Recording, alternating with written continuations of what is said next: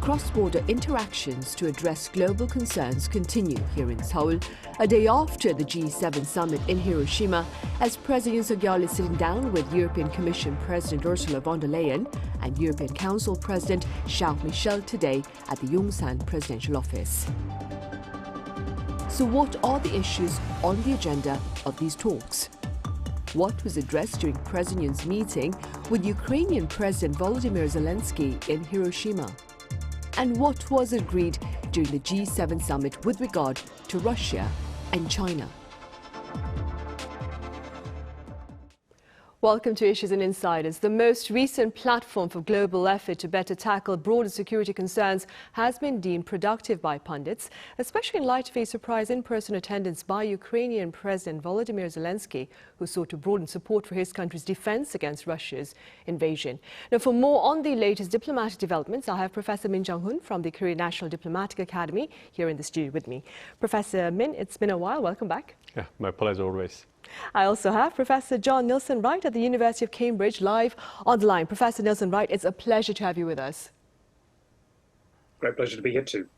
Right, Professor Min, as I mentioned earlier, President Yoon Suk Yeol is hosting the leaders of the EU starting this afternoon. What issues do you believe should top the talks? Yeah, probably that will be the last event of the super diplomatic week. Probably lasting the whole week, last week. And I think that the President Yoon and the EU leaders will mainly talk about the economic issues like the green energy, renewable energy, or the green energy, and the biohealth and the digital. Probably they will talk about how the two countries will work together in terms of the high-tech industries, like for the future the economic growth. And they will also talk about the North Korean situations on the Korean Peninsula, and they will support, the EU leaders will support what South Korea is doing against the North Korea's the increased nuclear and the missile the threats or capabilities, and they will send the support to the South Korea and the international community that the North Korea's nuclear capabilities should be stopped and decreased for the peace of Korean Peninsula. But again, I think that the two leaders will focus on how the two areas of the important globe, the community, will work together to secure the economic the prosperity and the interest in the near future. Right, and we'll probably have more details on that later on in the day. Professor Nilsson-Wright, in the meantime, German Chancellor Olaf was also here in Korea for a one-day visit on Sunday. Now, German media claim that the visit itself held much symbolic significance. What are your thoughts on this trip and its implications? I think it's a further confirmation that European actors, including Germany, take the situation on the Korean Peninsula very seriously. We had, of course, a visit by the German Chancellor to the DMZ and a personal statement by him making it clear that it's important that North Korea ceases its provocative ballistic missile tests. This, I think, is consistent with the way in which Germany in recent years has sought to demonstrate that it takes Indo-Pacific security much more seriously. The Chancellor has also talked about what he calls a Zeitenwende, or a sea change in Germany's foreign and security policy, which of course represents a departure from the position that Germany, given the legacy of World War II, has taken on security issues, inherently much more cautious.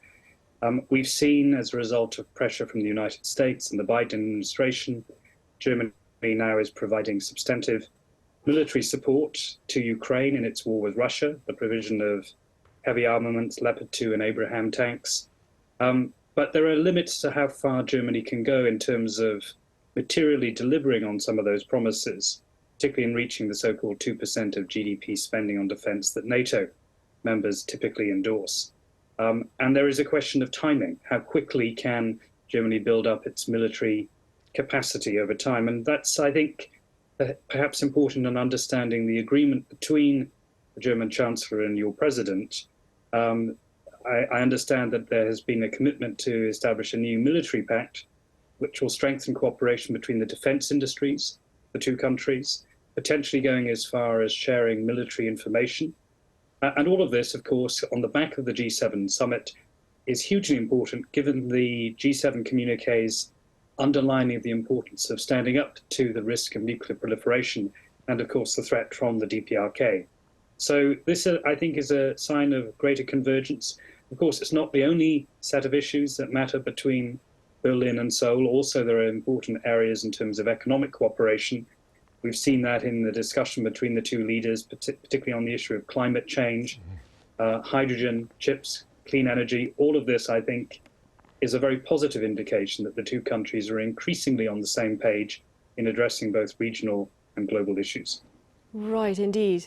And aside from his talks with German Chancellor Olaf-Scholz, President Yoon Suk Yeol also had a very brief meeting with Ukrainian President Volodymyr Zelenskyy over in Hiroshima. Now, later, Mr. Zelenskyy treated his appreciation of Korea's demining assistance as well as, of course, humanitarian support. Professor Min, do you see such in-person interactions as laying the groundwork, perhaps, for eventual weapons aid to Ukraine from South Korea? No, completely not. I needed to make sure that the South Korean government has got the affirmed the principle that it will not provide any lethal weapons to the combating countries or the countries in war. So as you mentioned, South Korea has been providing the economic and humanitarian assistance to Ukraine because Russia illegally invaded the Ukraine. And as you know, South Korean government strongly criticized, blamed Russia for that kind of illegal conduct. So it is the right that South Korea needed to provide economic and the humanitarian assistance for the Ukrainian people, but providing the lethal weapons to Ukraine, it's kind of a totally different story.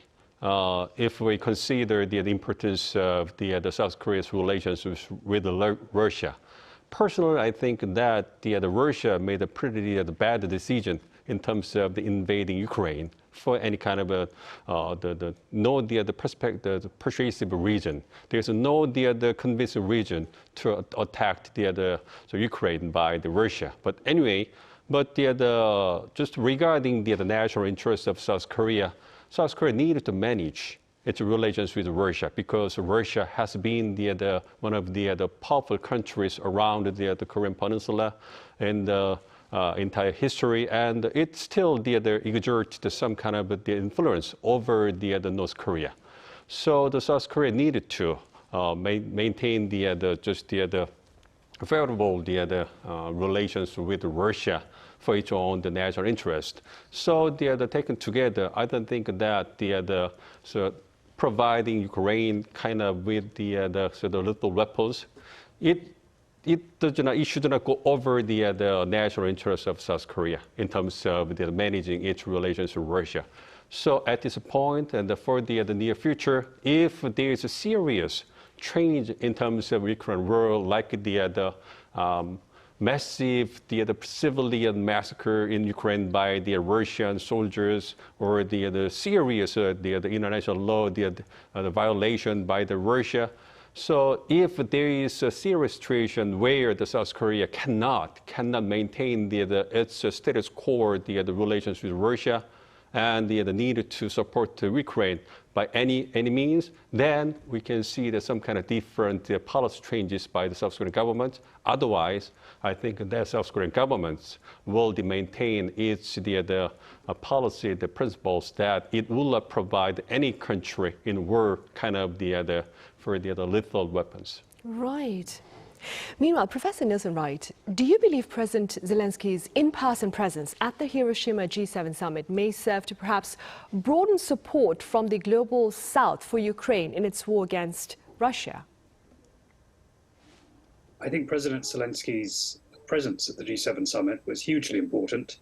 It was clear that even in the run-up to the G7 meeting, it was not by any means certain that he would actually arrive. So one shouldn't estimate what I would describe as his catalyzing role in putting the Ukraine issue front and center at the heart of the discussions that took place in Hiroshima.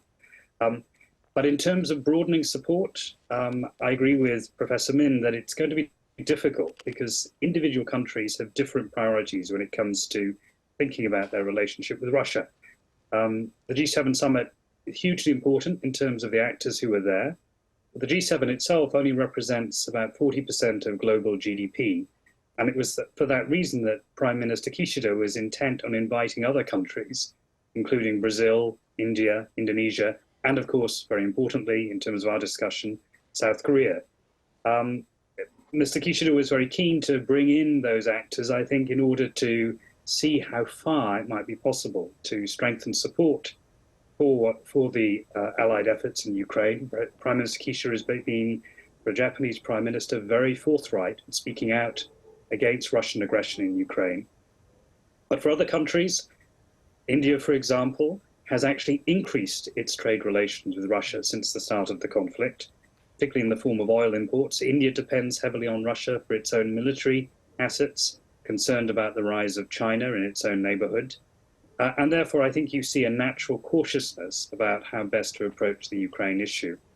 And as we heard from Professor Min, where South Korea is concerned, it's perhaps better to focus attention on humanitarian assistance, to think about post-conflict solutions such as demining initiatives.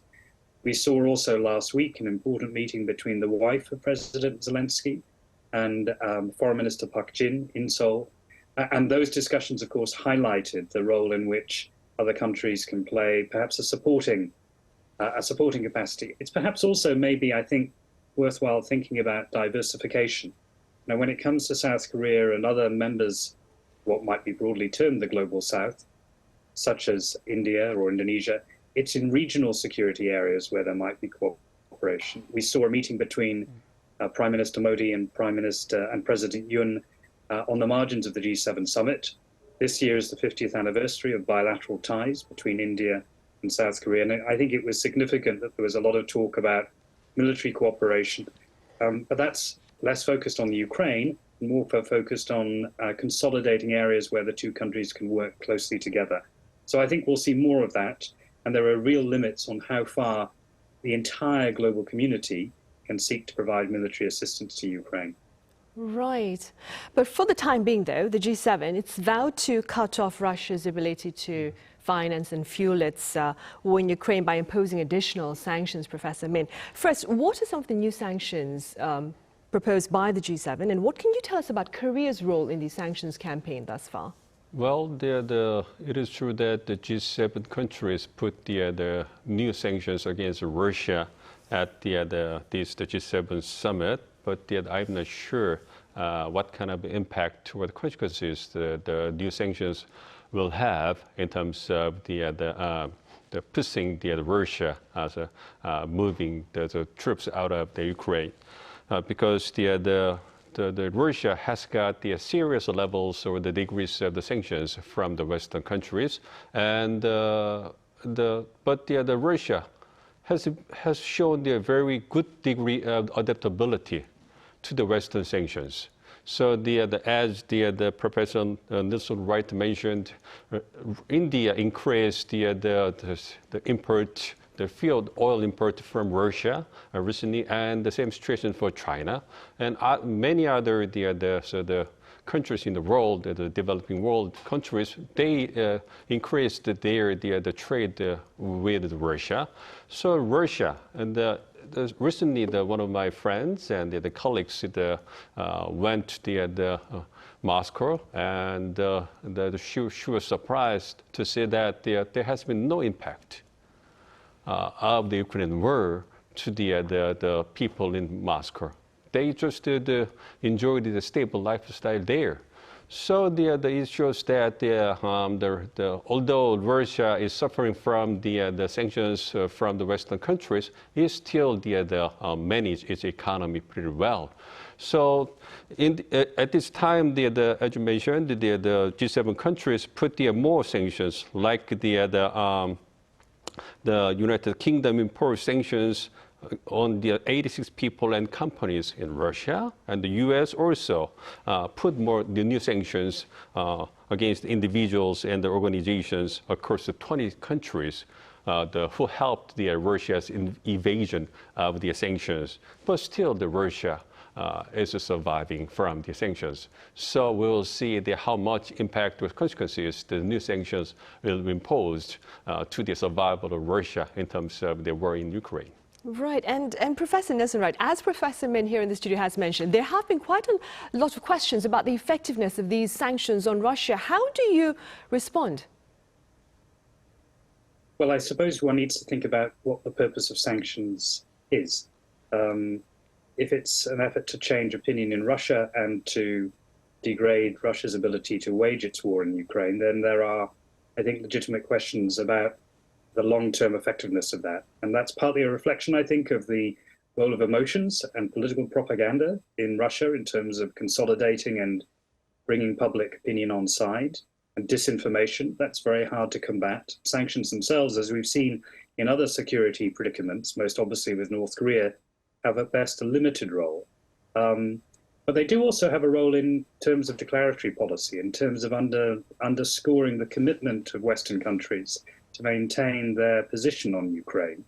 And I think what is uppermost in the minds of perhaps European leaders, as we're seeing in this visit by the presidents of the Commission and the European Council to Seoul today, is the importance of sending a signal that Europe is united in seeking to maintain its position on the war, to avoid, if you like, conflict fatigue over Ukraine.